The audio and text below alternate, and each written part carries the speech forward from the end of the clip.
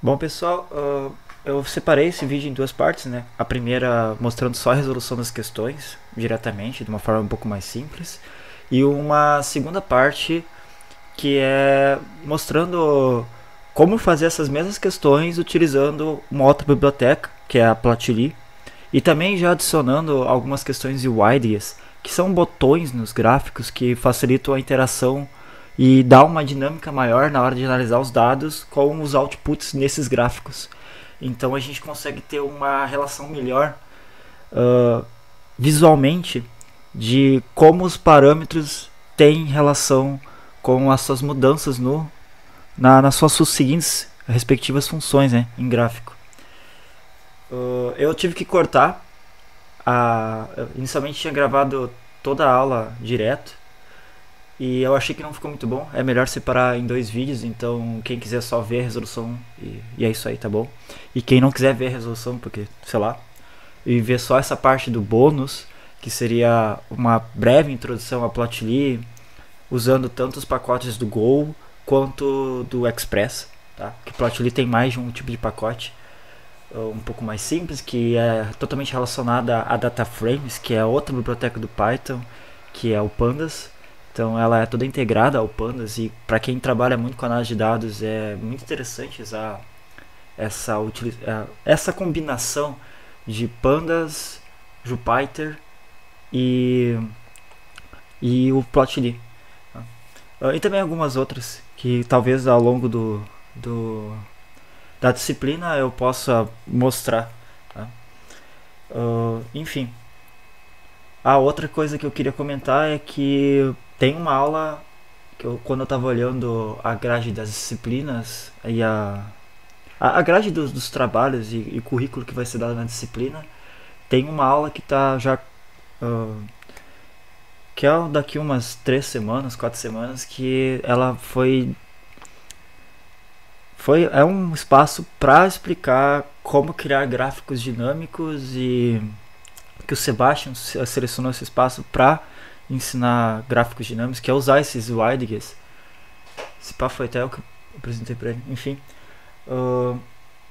E aí eu vou antecipar alguma coisinha ou outra ao longo dos trabalhos, dando breves introduções para que quando chegue nessa aula específica que provavelmente vai ser ao vivo, eu também vou passar rapidamente essas introduções que foram dadas ao longo dos trabalhos desses vídeos, mas eu vou tentar já mostrar escopos um pouco maiores e provavelmente fazer uma aula mostrando como você utilizar isso de forma mais avançada, por exemplo, num trabalho real, que é, por exemplo, uma parte do mestrado que eu estou fazendo, que eu tive que fazer uma análise grande de dados com que você pode classificar vários grupos dentro desses mesmos dados.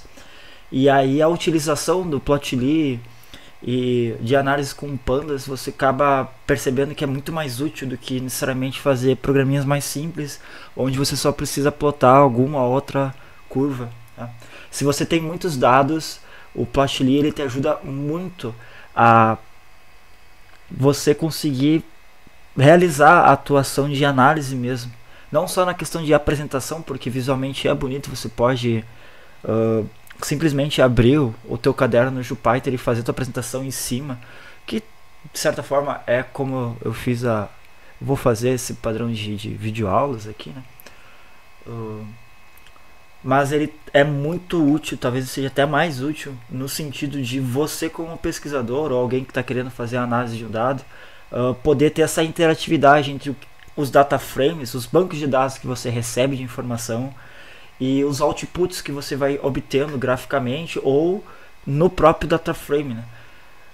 E isso facilita realmente muito a vida da pessoa, porque você consegue ter uma ação direta daquilo que você está tentando descobrir com o resultado que está gerando dessa tua hipótese de descoberta, que seria os ifs e as condições e os grupamentos de classificação novo que você vai adicionando.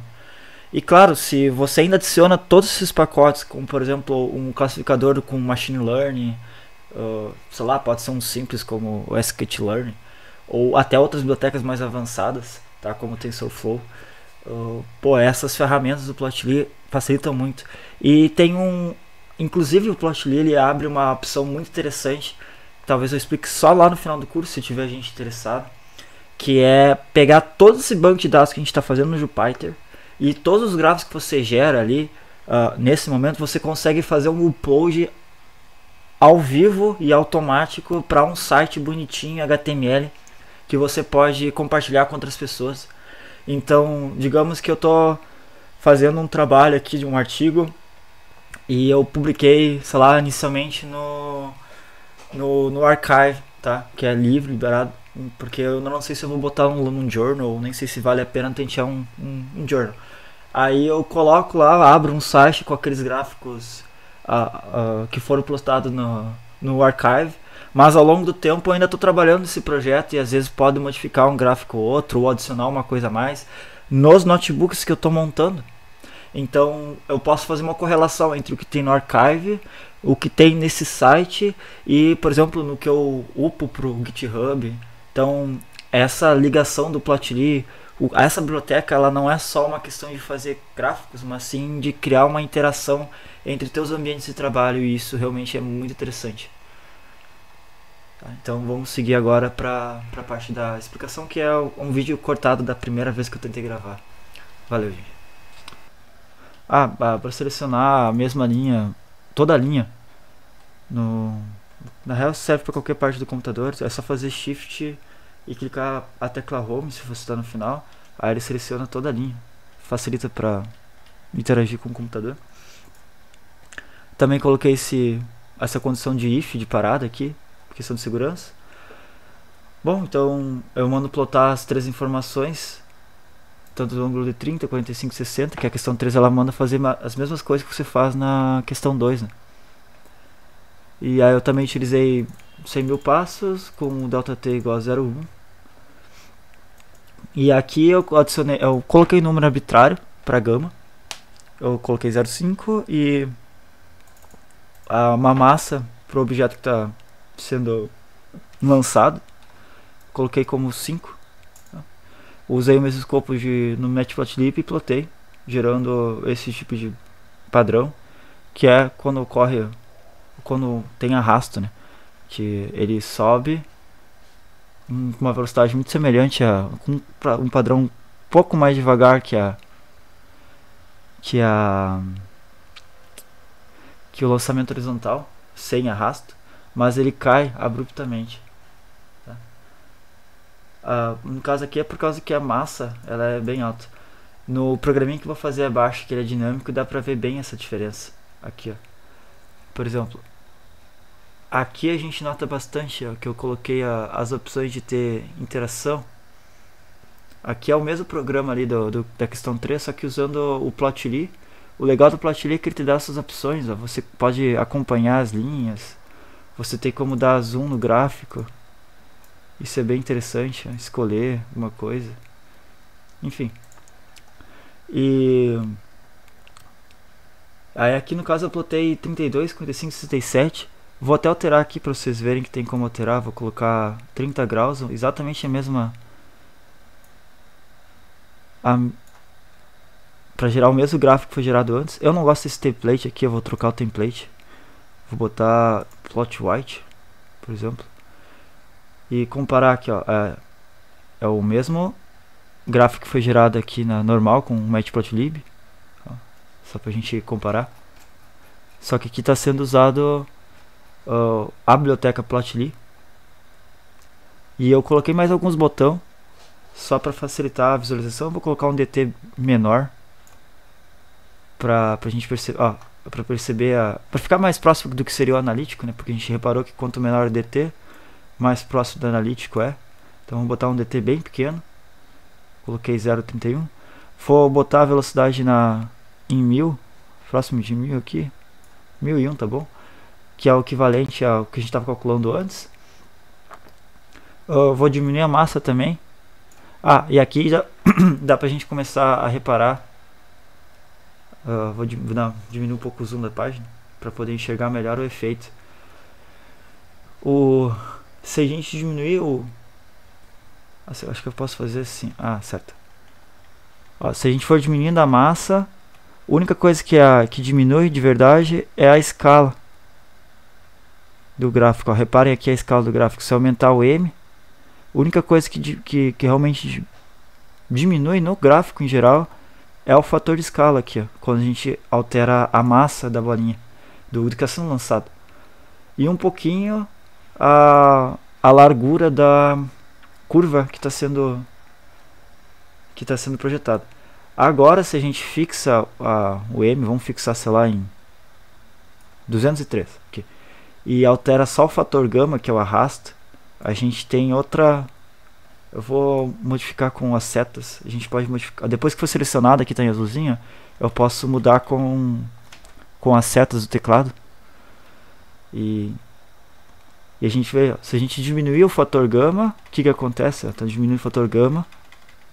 O fator de escala ele vai aumentando à medida que a gente diminui o fator gama. Ó, ele vai diminuindo. E quanto menor o fator gama, ó, no caso aqui eu deixei um fator gama 0, que é o arrasto, ele volta para aquela condição inicial sem atrito realmente.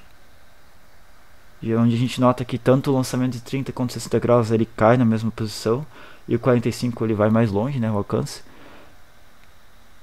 Só que se a gente aumenta muito o fator gama, ó, o que vai acontecendo? O arrasto.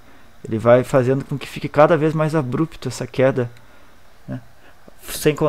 Sem contar que a altura também vai diminuindo muito. A altura máxima da... Vamos colocar aqui no máximo. É o máximo que eu coloquei gama. Tem como alterar, né, no gráfico. Depois eu explico como que eu faço esse gráfico aqui. Bom, eu queria só mostrar rapidamente essas funções do Plotly, que a gente então pode acompanhar, e esses widgets. No caso aqui eu adicionei dois tipos de widgets, tem mais formas. Widgets seriam esses botões, tá? Tem várias formas de botões que você pode fazer. Tem, por exemplo, esse aqui eu não mostrei, a gente pode tirar. Deixar só uma, por exemplo, um gráfico sendo mostrado. Isso aqui é do Plotly. Tá? O Plotly ele também tem a opção de tirar foto aqui, ó, fazer um download da imagem. Aí você tira o download da imagem aqui. Eu mandei pro tal. Isso é legal. Tipo, é nativo, você não precisa escrever uma linha de código a mais para poder tirar um print da imagem. Claro, esse print aqui que a gente faz, ele tem uma resolução um pouco mais baixa, então a qualidade dele diminui. Se você quer realmente baixar uma imagem, por exemplo, botar no artigo, você vai baixar com o máximo de qualidade que tem, né? Então você tem que fazer realmente uma linha de código mandando salvar. Você pode salvar usando tanto a configuração do matplotlib padrão, que é aquele plt.savefig, uma coisa assim. Eu não sei decorar os negócios. E que ele salva com uma qualidade, mas tem outra linha de código que você pode usar do Plotly, que ele salva a imagem de uma maneira um pouco melhor que o matplotlib, com uma qualidade um pouco melhor. Mas ainda acho que a biblioteca do Seaborn tem qualidade melhor na hora de fazer o download da imagem. Enfim, eu acho que vou fazer um outro vídeo para explicar. Talvez seja eu estava olhando os roteiros das aulas da disciplina e parece que o Sebastian já tinha separado uma aula específica só para poder falar de criação desses gráficos com mais dinâmica, né?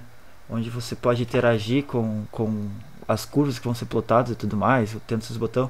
Ele tinha separado uma aula, então acho que eu vou deixar para explicar mais essas funções de Plotly e widgets nessa aula separada, que provavelmente vou fazer ela ao vivo, daí na sala. E eu pretendo então nessa aula trazer um trabalho que eu fiz ao longo desse ano, que é a análise da população versus o IDHM. O IDHM é o IDH dos municípios, que eu vou olhar uma base de dispersão dessas informações, e como é um gráfico de dispersão e eu estou comparando várias cidades em todo o Brasil, então tem vários agrupamentos nesses dados, como por exemplo cidades do Rio Grande do Sul, cidades do Sul. Então tem muito mais opções que aparecem no gráfico para ter essa interação, essa dinâmica. Fora a questão que eu coloco esses gráficos em cima do mapa real, né, do Google Maps. Então o Plotly ele consegue na mesma no mesmo gráfico gerar um gráfico do Maps, onde você pode quiser dar um zoom e ver as cidades, sei lá, informações da cidade ali, como o zoom do restaurante. E você diminui o zoom, você fica só com as informações dos dados, que é o pontinho que vai explicar aonde que está a cidade, de qual estado que ela está. E como tem vários agrupamentos, no próprio gráfico você pode escolher quais são os agrupamentos que você quer ver. Se você quer adicionar uma trend line, que seria uma função que tenta, um MMQ, que vai tentar verificar a tendência de como os gráficos, como os dados estão a tendência do gráfico, né, para onde que eles estão indo, de forma reta, uma reta só, né. Como eu coloquei também umas opções nesse estilo aqui também, que é para mudar a escala do gráfico. Então, como é um problema um pouco mais complexo, então ele acaba essa dinâmica de gráficos iterativos acaba sendo mais assim, mais bem utilizada. Ela tem mais coisas a ser gerar mais benefícios para análise dos dados do que só um problema mais simples aqui, porque aqui é mais uma questão de estética só. A não ser nessa questão de poder verificar com um pouco mais facilidade a influência que cada termo tem na função, né? Como por exemplo a gente notou que o gama ele realmente muda bastante a função, enquanto a massa ela basicamente só muda a escala. E a gente pode notar também a questão do ângulo, né? Por exemplo, colocar um ângulo muito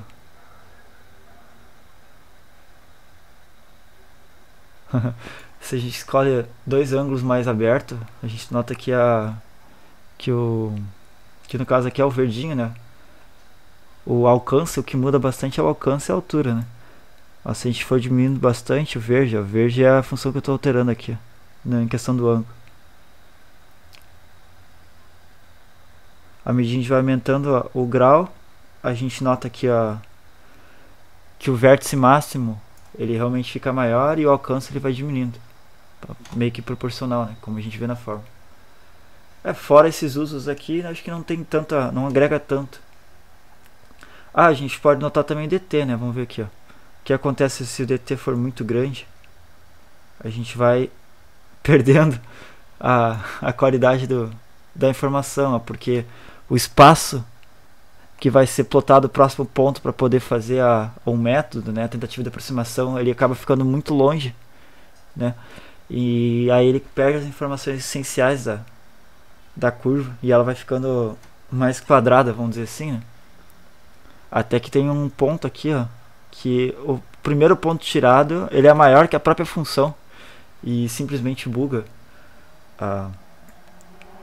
o cálculo, e aí ele se perde completamente, ele vai mudar tudo. Faltou ver a influência vamos diminuir esse grau aqui. A influência da velocidade. A velocidade também, ela basicamente a diferença de velocidade é aumentar aqui, é aumentar a altura da curva, porque quanto maior a velocidade inicial, com mais força, né, mais se aumentou a velocidade inicial vai ter mais força inicial, então a bolinha ela vai mais à frente, ela consegue romper mais o arrasto. E se a gente colocar uma velocidade muito alta, basicamente o que vai acontecer é só aumentar realmente a escala. No caso eu coloquei uma velocidade inicial de 8 vezes mais a que foi colocada no início do problema, 9 vezes mais, e fica também mais assintótica a queda depois do ápice que o lançamento chega. Aí aqui eu vou deixar para explicar no próximo dia, mas tem duas formas de você utilizar bibliotecas dentro do Plotly, que é usando essa biblioteca interna, essa do Plotly, que é a Go, e tem a outra biblioteca interna do Plotly, que seria o pacote, vamos dizer assim, que é a Express, que era um pouco mais simples, e aí normalmente só precisa colocar a informação do plot, tipo o px, que é Plotly Express .line, e só coloca a informação do X e do Y e ela normalmente já plota com bastante qualidade. E interação também. O Go ele dá. Eles usam a mesma base do plot, só o Go ele te dá mais opções de, de adicionar, por exemplo, de adicionar traços. Eu posso pegar e colocar uma nova função aqui completamente diferente, adicionando ela à figura, enquanto essa do Plotly ela é toda voltada, essa do Express ela é totalmente voltada para os data frames que você cria. Então toda vez que você quer juntar, por exemplo, 3 gráficos usando o pacote Express, você tem que ter o mesmo tamanho dos vetores que você vai plotar. Por isso que aqui, ó, essas linhas do ângulo de 45 e 60, que é o Y1 e Y3, esqueci de mudar as legendas. Eu tive que adicionar mais informações, fazer uma correção, né? Adicionar zeros nos vetores do Y1 e do Y3 e do X1 e do X3 para que ficasse da mesma quantidade de informações que a 45 tem, porque senão eu vou gerar um data frame. Eu não consigo gerar um data frame no Pandas. Data frame é esse tipo de tabela que a gente utiliza na biblioteca Pandas do Python. Acho que a maioria deve conhecer, mas se não conhece, talvez eu faça uma apresentação maior nessa próxima aula, que vai ser sobre iterações, né? E enfim, para poder gerar esses data frame tem que ter o mesmo tamanho de vetor. Então quando vocês virem essa parte de plotar usando o Express, eu tive que fazer uma correção dos tamanhos, pegando o tamanho, que é o len, né? O len é uma função nativa do Python para poder calcular o tamanho do vetor da lista, que foi, não é vetor, é lista, a lista que foi calculada em y2, que está referente ao ângulo 45, ela é maior, ela tem mais informações de alcance, então ela gera mais pontos, né? Então ela é maior que a de 30 e 60. Nesse caso aqui, como a 30 e 60 é a mesma, então precisei só usar uma informação, e aí eu fiz a diferença dela, né? O que falta, que é as informações depois que o ângulo integral já acabou, o y já ficou 0 e a de 45 ainda tem informação. Então essa diferença, esse gap aqui, eu peguei o número de diferença de posições, né? E adicionei em 0, adicionei zeros nas listas, tanto no y1 quanto no y3. Outro detalhe importante é que usando o Express você não pode usar tipo x1 versus y1 e x2 versus y2. Você não pode ter duas informações de x no eixo do gráfico, então você é obrigado a usar sempre o mesmo x. Então eu só precisei fazer a correção do tamanho das listas nas informações do eixo y e não do eixo x, porque eu tive que usar todos os eixos y plotados em referência ao x, como a gente vê aqui no data frame. É só uma informação de x que vai ser para todos o y1, 2 e 3. Aí no caso, para fazer o plot você tem que colocar então o teu df, que é o data frame criado usando pandas, e aí citar o que vai ser o eixo de referência em x, que aqui é o nome da coluna x, e também citar quais são as colunas que eu vou plotar nesse eixo de referência x, né? Criando uma correlação. Que tem que ser, é só assim para poder fazer várias colunas, senão ele não tem outra forma, tem que ser sempre assim. Que é criando uma lista e dando os nomes das colunas. Aí por questão de escopo eu deixei essa parte dos makers para caso a gente queira adicionar a forma de maker, por exemplo, se eu boto true aqui, ele vai fazer os pontinhos, ó. Tem os pontinhos marcados. Só que como a gente colocou muitos pontos, muita precisão, né? Que é 0.1, então é como se fosse um espaço contínuo, né? Que a gente enxerga esses pontos que foram adicionados. Por isso que o makers não faz muita diferença aqui. Da mesma forma, eu usei o Plotly White como template. E aqui eu tinha deixado com o widget aqui de forma mais explícita, né? Então eu posso, por exemplo, usar sei lá, esse Y, não vou usar uma mais fácil escrever essa Gridon. Eu posso escrever Gridon, vamos lá, escrever Gridon aqui no template e também vai mudar o template daquele jeito ali. Gridon. E aí ele vai adicionar o template da mesma forma que foi adicionado no outro ali. Ali naquela listinha eu coloquei todos os templates que eu conhecia. Não sei se tem mais, acho que talvez tenha mais. Mas aqueles eram os que foram disponibilizados na biblioteca do Plotly. E esse, para adicionar mais opções de update do layout do gráfico, tem que fazer isso aqui, que é para adicionar, mudar o texto, o Y. Ao longo do semestre eu vou adicionar mais escopos maiores, que vão dar mais opções de função. Outra coisa rapidinho que eu quero comentar é que tu pode adicionar os widgets, esses botões, para ver o data frame. Por exemplo, aqui está o data frame citado de antes, que é aquele X. Se eu colocar todos, ele dá um corte aqui. É o padrão de como você faz o display de data frames usando pandas, que ele corta na quinta e vai até, mostra os 5 primeiros e 5 últimas informações da lista do data frame, né, que está sendo mostrado. Mas aí eu fiz um Interact, que é uma biblioteca que cria esses widgets, onde eu posso controlar quais são as primeiras informações que vão ser mostradas no data frame e quais são as últimas informações. Então eu consigo, por exemplo, especificar que eu quero ver só, sei lá, da 970, linha 970 do data frame até a 1001.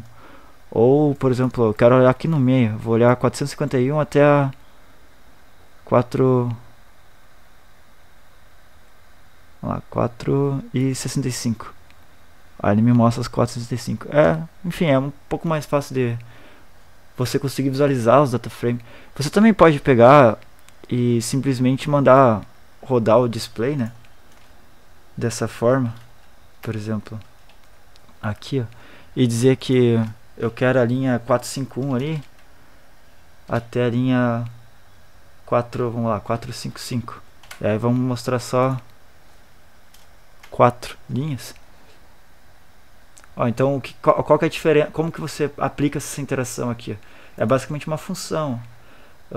Aqui é o código mesmo para mostrar o DF. Ele seria uma informação, uma variável aqui, 451, que por exemplo eu posso chamar de x e deixar o x aqui em cima, chamar 451 aqui e o y, sei lá, de 455, como foi mostrado, e agora fazer isso aqui com x e isso aqui com y, que ele vai dar o mesmo código. Só que aqui ainda tu tem que vir e mudar aqui na mão, né, no teclado. Para criar esses botãozinhos aqui, você tem que usar esse tipo de parâmetro aqui, que é o @interact, que é de uma biblioteca específica. A biblioteca que a gente porta esse IPyWidgets aqui. E aí você define uma função, eu chamei de tabela iterativa, onde esse x aqui você coloca como parâmetro essa função, tanto x quanto y, quantas variáveis você quiser. E aí você diz quanto vai variar essa função aqui. No caso, eu estou dizendo que o x, que é a informação que ele vai aparecer aqui, que é quanto ele pode rolar aqui de dados, né? De 0 até o df shape 0, só para vocês verem como que o que é isso, né? O shape 0 é a estrutura, né? Estrutura do data frame. O data frame tem duas estruturas. Ela tem a estrutura que é a quantidade de linhas, que seria a estrutura 0, né, no vetorzinho 0, e tem a estrutura 1, que é a quantidade de colunas. Aí no caso eu pedi para que o x, né, aqui tivesse a informação de 0 até o tamanho total de linhas desse data frame, né, mostrado. E a terceira informação aqui, que tu coloca nessa funçãozinha, é o quanto que você vai rolar aqui, ó. Ele vai mudar em 1 em 1. Eu poderia, por exemplo, colocar 100 aqui, por exemplo. E aí aqui roda em 100 em 100, ó. 100 em 100. Outra forma de criar essas interações em WADX é sem usar esse arroba e simplesmente você define a função que tu quer, adiciona explicitamente as informações como se fosse a função normal que você iria definir em Python, só que você coloca a função igual a esse tipo de parênteses aqui, que nem foi feito aqui, né? Onde a primeira informação é onde começa o valor inicial, o valor mínimo que essa variável pode ter, o valor máximo que essa variável pode ter como segunda informação, e o terceiro é o parâmetro de passo que você vai dar para poder interagir, né, nessa variável. E aí você define todas aqui. Aí isso aqui é para gerar sempre esse tipo de padrão de Weidix, né, de botãozinho, que é o de arrastar, né, com a bolinha. Mas se você quer criar um Weidix, um botão de menu, forma de menu, então você coloca uma lista. Ó. Aí no caso eu coloquei uma lista de nomes de strings, né, que são as strings que são os nomes dos templates. Aí beleza, eu fiz todas as variáveis que eu quero. Sim, para quem não sabe, a gente pode separar, né, os parâmetros das funções sem problema. A gente pode separar do jeito que a gente quiser. A gente quiser fazer aqui assim, dar tab, tanto faz, a função vai rodar igual. Tá, não tem diferença. Se quiser deixar tudo numa linha só, eu acho mais feio, eu prefiro separar ela em estrutura. O código fica um pouco mais organizado se você faz isso. Inclusive aqui, ó, então eu fiz espaçamento entre linhas dentro de uma lista, dentro do parâmetro da função. Então sim, você pode ir separando sem problema, sem medo. E aí depois que você fez isso aqui, você simplesmente só cita a função que tu quer que ela tenha interação dentro dessa função maior da biblioteca do IPyWeidix. No caso, essa função maior é a interact. Então eu estou colocando a função que eu quero que ela fique interativa, que ela gere esses botões dentro da função interact. Isso aqui é um equivalente a simplesmente chamar essa função também, como foi feito aqui, né, usando o interact. Então se eu quiser só botar o interact aqui, ia gerar a mesma coisa que chamar ela externo. Então é só uma variante, né? Porque eu prefiro assim, porque então eu posso definir as funções como eu quero e simplesmente chamar essa função de forma iterativa depois, em qualquer momento do código. Bom, acredito que seja isso. Vou fechar por aqui a videoaula.